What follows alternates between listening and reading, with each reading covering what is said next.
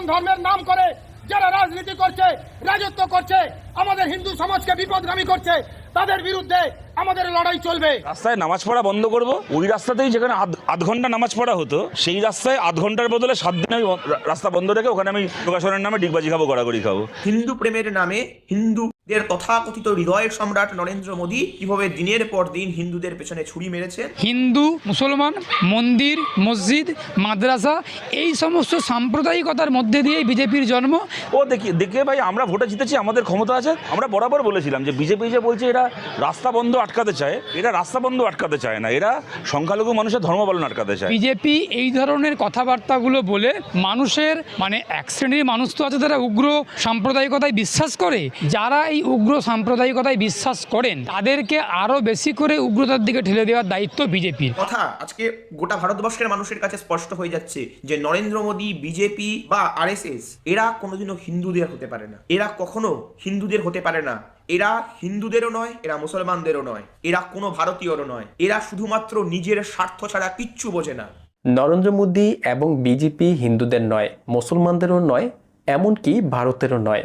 শুনতে তিক্ত হলেও এটাই সত্যি। তবে নরেন্দ্র মোদী, বিজেপি এবং আরএসএস এর জন্য আরও তিক্ততার বিষয় হলো নরেন্দ্র মোদীর বিরুদ্ধে এবার হিন্দু মুসলিম সবাই এক সুরে প্রতিবাদ শুরু করেছে। নরেন্দ্র মোদীর পতন চাই। দর্শক, নরেন্দ্র মোদীর পতন হোক চান কারা কারা? আপনাদের মতামত অবশ্যই কমেন্ট করবেন। সম্প্রতি পশ্চিমবঙ্গে নরেন্দ্র মোদীর যোগব্যায়ামের জন্য পশ্চিমবঙ্গের রেড রোড এলাকায় 7 দিনের জন্য বন্ধ করে দিয়েছে পশ্চিমবঙ্গ পুলিশ। অথচ এই রেড রোডে মুসলিমদের ঈদের জামাতের জন্য 1 ঘন্টা সময় দেয়নি শুভেন্দু অধিকারী, যা মুসলমানদের সাথে বৈষম্যের শিকার। হিন্দুদের জন্য 7 দিন অথচ মুসলমানদের জন্য 1 ঘন্টা সময় দেয়নি শুভেন্দু অধিকারী। কিন্তু এখন নরেন্দ্র মোদীর জন্য 7 দিন সময় দিয়েছে শুভেন্দু, আর এই বিষয়ে প্রতিবাদ করছে ভারতের হিন্দুরা। দেখুন, এগুলো তো ক্ষমতার ভাষা, আস্ফালনের ভাষা। এরা পরিষ্কার আমরা জিতেছি, সুতরাং রাস্তায় নামাজ পড়া বন্ধ করব, ওই রাস্তাতেই যেখানে আধ ঘন্টা নামাজ পড়া হতো সেই রাস্তায় আধ ঘন্টার বদলে 7 দিন আমি রাস্তা বন্ধ রেখে ওখানে আমি যোগাসনের নামে ডিগবাজি খাবো, গড়াগড়ি খাবো।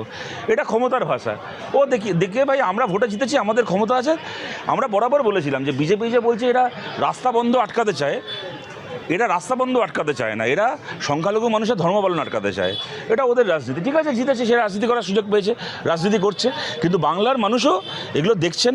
দেখুন, কিছু মানুষ নিশ্চয়ই বিজেপিকে এইটা ভেবে ভোট দিয়েছেন যে বিজেপি জিতলে মুসলমানরা খুব জব্দ হবে। কিন্তু কিছু মানুষ কিন্তু এইটা ভেবেও ভোট দিয়েছেন, যখন বিজেপি বলেছে যে আমাদের কাছে কোনো ধর্মটা এখানে গুরুত্বপূর্ণ নয়, আমরা রাস্তা বন্ধ করে কোনো কাজ করাকে আমরা প্রতিহত করতে চাই, কিছু মানুষ সেটাকেও বিশ্বাস করেছেন।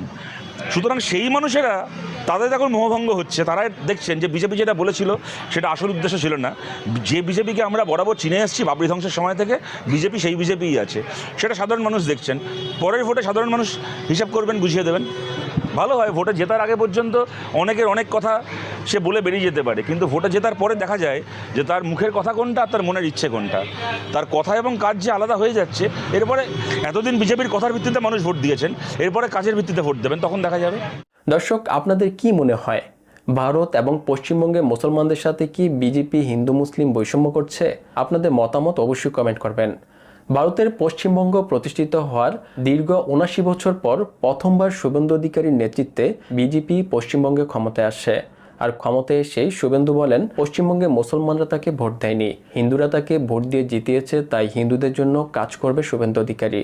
আর তাই শহরের যানজটের অজুহাত দিয়ে মুসলমানদের ঈদের জামাতের জন্য রেড রোড এলাকায় নামাজ পড়ার অনুমতি দেয়নি শুভেন্দু অধিকারী। কিন্তু 7 দিন রাস্তা বন্ধ রেখে ঠিকই নরেন্দ্র মোদীর যোগব্যায়ামের অনুমতি দিয়েছে। কাউন্টিংয়ের দিনেও বলেছিল যে আমি শুধু হিন্দুদের ভোট পাচ্ছি, হিন্দুদের কাজ করব, মুসলমানদের জন্য কিছু করবো না। কি মুসলমান ভোট দিয়েছেনি, হিন্দু ভোট দিয়েছে। মুসলমানদের যে মনে কতটা ঘৃণা ছিল সেইটা ওর প্রথম দিনের কার্যে বোঝা গেল।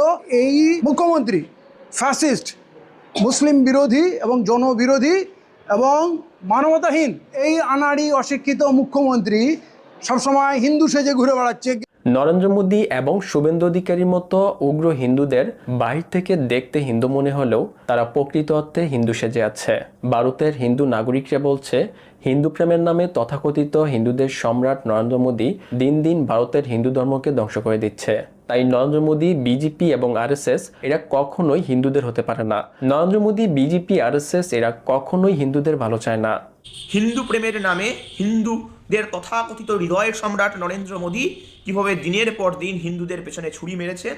একটা কথা আজকে গোটা ভারতবর্ষের মানুষের কাছে স্পষ্ট হয়ে যাচ্ছে যে নরেন্দ্র মোদী, বিজেপি বা আরএসএস এরা কোনোদিনও হিন্দুদের হতে পারে না। এরা কখনো হিন্দুদের হতে পারে না। এরা হিন্দুদেরও নয়, এরা মুসলমানদেরও নয়, এরা কোনো ভারতীয়রও নয়। এরা শুধুমাত্র নিজের স্বার্থ ছাড়া কিচ্ছু বোঝে না।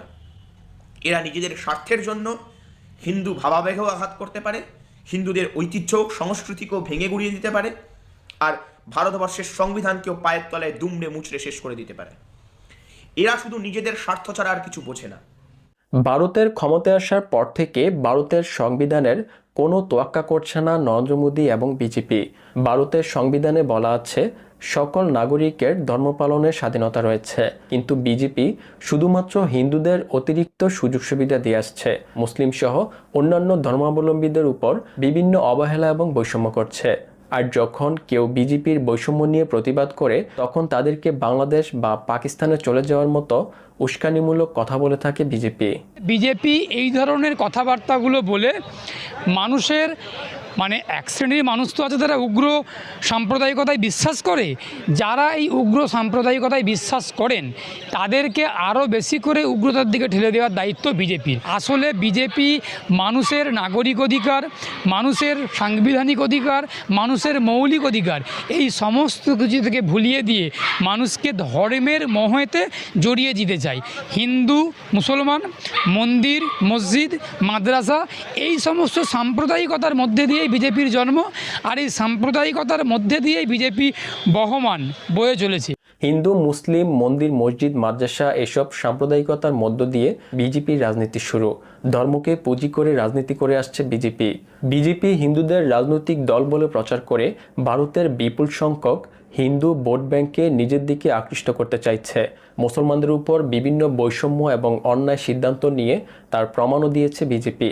তবে বিজেপির এসব বিতর্কিত সিদ্ধান্তে অল্প কিছু উগ্র হিন্দুরা খুশি হলেও বেশিরভাগ হিন্দুরা তার বিরোধিতা করছে। তার জ্বলন্ত উদাহরণ পশ্চিমবঙ্গের রেড রোডের রাস্তায় মাত্র 1 ঘন্টার জন্য মুসলমানদের ঈদের নামাজের অনুমতি না দিয়ে 7 দিনের জন্য নরেন্দ্র মোদীর যোগব্যায়ামের অনুমতি দেওয়ায় পশ্চিমবঙ্গের আদালতে মামলা করেছেন এই আইনজীবী। একটা মামলা দায়ের করেছে, সকালে আদালতে লিভ নিয়েছে, আগামীকাল সেই মামলার শুনানি হবে। আমাদের প্রশ্ন খুব ছোট্ট, যে ট্রাফিক কনজেশনের কারণে যখন পুলিশ মুসলিমদের নামাজের প্রেয়ার বন্ধ করলো, তখন সেই একই জায়গায় 7 দিন ধরে রাস্তা কি করে ব্লক করে রাখে?